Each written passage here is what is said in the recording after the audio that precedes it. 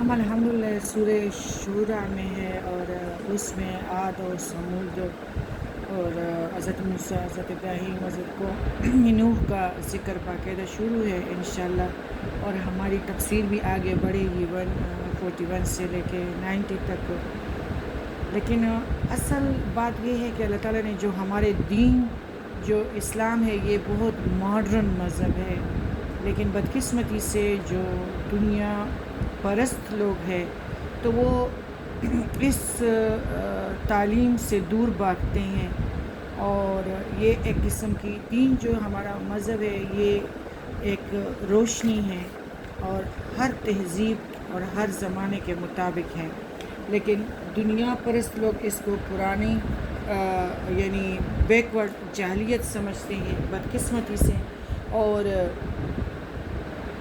وہی لوگ کامیاب ہیں جو لوگ قرآن کے ذریعے سے جو اللہ تعالیٰ نے ہمیں خوشخبریاں دی ہیں جس سے پہلے، یعنی کہ ہم اپنی اس عمر میں دامی جائیداد کا علم اللہ تعالیٰ نے قرآن کے ذریعے سے ہمیں دیا ہے جو پہلے ہمیں علم نہیں تھا، اور ساتھ ساتھ یہ علم بھی دیا ہے کہ جو کچھ کرنا ہے تو آخرت کی زمین بہت زرخیز ہے، اور نیک کو نیکی کی جزا ضرور ملے گی، اور بڑے انداز میں، یعنی ایک نیکی کے بدلے سو یعنی ڈبل ٹرپل پہ اللہ تعالیٰ ان کو انعاماتوں سے نوازے گا، اور بد کو بدی کی سزا ملے گی۔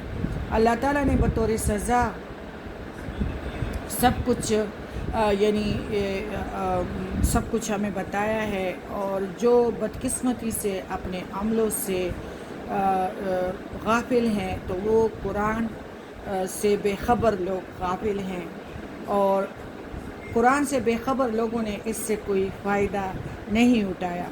فائدہ تو اللہ تعالیٰ نے ان کو دیا ہے جس نے اس کا علم حاصل کیا، اور پھر جس نے علم کو پھیلایا، اور پھر اس علماء کے ذریعے سے ان کو علم مل گیا تو وہ برابر اسی طرح اس میں یعنی انعامات میں شریک ہوں گے۔ یہ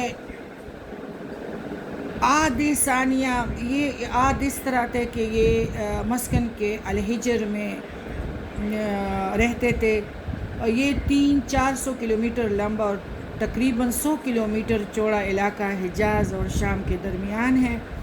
اس راستے پر واقع ہے جو مدینہ سے تبوک جاتا ہے۔ اس قوم کے رنگ ڈھنگ تقریباً وہی تھے جو عاد اولیٰ کے تھے، اس کی طرح تن و من، قداور اور مضبوط جسموں کے مالک تھے۔ اللہ کی ہستی کے قائل تو ضرور تھے مگر شرک کے امراض میں بری طرح مبتلا تھے۔ بڑی متکبر اور سرکش قوم تھی۔ ان کی نمایاں خصوصیتیں یہ تھی کہ اعلیٰ درجے کے انجینئر، بہترین قسم کے سنگ تراش تھے، اور اپنے فن کا مظاہرہ یوں کرتے تھے کہ پہاڑوں میں پتھر تراش کر اپنے عالیشان مکان بنا لیتے تھے، یعنی کہ پتھر میں جس طرح گلیات میں پتھروں سے گھر بنائے گئے ہیں، بلکہ پہاڑوں کو اس طرح تراشتے تھے کہ اس میں باہر سے پہاڑ نظر آتے تھے، جب اس میں انٹر ہوتے تو ایک پکے بڑے بڑے محلات ہوتے تھے، پتھروں پہ مکان نہیں بناتے تھے بلکہ پہاڑوں کے اندر سے باہر سے پہاڑ نظر آتے تھے اور اندر سے محلات بناتے تھے۔ اسی طرح پہاڑوں کے اندر انہوں نے بہت سارے محلات کو آباد کر رکھا تھا۔ صالح علیہ السلام قوم سمود کی ہدایت کے لیے اللہ نے اس قوم کے لیے صالح علیہ السلام کو چوز کیا، اور سمود اس قوم کے جدہ عالم کا نام تھا۔ صالح کا شجر نسب یوں چلتے کہ صالح جو تھے وہ بن عبید بن عاصم بن ماشح بن عبید بن یاور بن سمود، اس لحاظ سے یہ قوم اپنی قوم کے بھائی ہوئے۔ ہر پیغمبر کو اللہ تعالیٰ نے اپنے قوم کا بھائی کہہ کر پکارا ہے، کیونکہ جو جس کی بہتری چاہتے ہیں وہ ان کا بھائی ہوتا ہے۔ اللہ تعالیٰ نے ہمیں احسانات سے نوازا ہے، لیکن اللہ تعالیٰ ہمیں اس طرح کرے کہ ہم اللہ تعالیٰ کی انعامات کو سمجھے، اللہ تعالیٰ کے احسانات کو سمجھے، تو تب ہم پہ اللہ تعالیٰ کی رحمتوں کی بارش ہوگی۔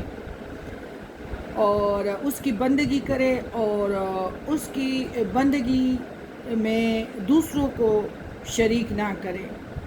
جس طرح آج کل آپ دیکھ رہے ہیں کہ لوگ توحید کے بجائے دوسرے کو پھر مطلب اس کو بناتے ہیں اور پھر مخالفت پہ اتر آتے ہیں. تو اللہ تعالیٰ کی گرفت سے ڈرنا چاہیے. وہ اندھیروں کا گھر ہے اور ہمیں چاہیے کہ اپنے لیے اندھیروں کے گھر نہ بنائیں، اعلیٰ سے اعلیٰ گھر بنائے، روشنیوں کا گھر، جہاں ہمیں دامی جائیداد کی ضرورت ہے. اور ہمیں اپنے عملوں سے اگر غافل ہوں گے تو اس کا مطلب ہے کہ ہم نے قرآن کو لفظ بلفظ نہیں سمجھا، کیونکہ اس میں تو کوئی رد و بدل نہیں ہے. اس میں خوب ہمیں اللہ تعالیٰ نے سب کچھ سکھایا ہے. نبی کریم صلی اللہ علیہ وسلم آخری نبی ہے، اور جو بندہ قرآن کو سمجھے تو ان کو شرک کا اور جو بھی وہ فراموش کر رہے اس سارے اعمال کا پتہ چل جاتا ہے، اور وہ پھر اللہ تعالیٰ کے گرفت سے بھی ڈرتے ہیں اور انجام سے بھی ڈرتے ہیں. اور وہی ہے کہ جس نے قرآن کو سمجھا تو ان کو لاتعداد. توحید اس طرح کی چیز ہے کہ وہ بندے کو، اس بندے کو سب کچھ مل گیا جن کا عقیدہ یہ ہوا لا الہ الا اللہ محمد الرسول اللہ. تو پھر کوئی بندہ بہکی باتیں نہیں کرے گا. سبحانک اللہم و بحمدک اشہد ان لا الہ الا انت استغفرک و اتوب الیک. السلام علیکم ورحمۃ اللہ وبرکاتہ.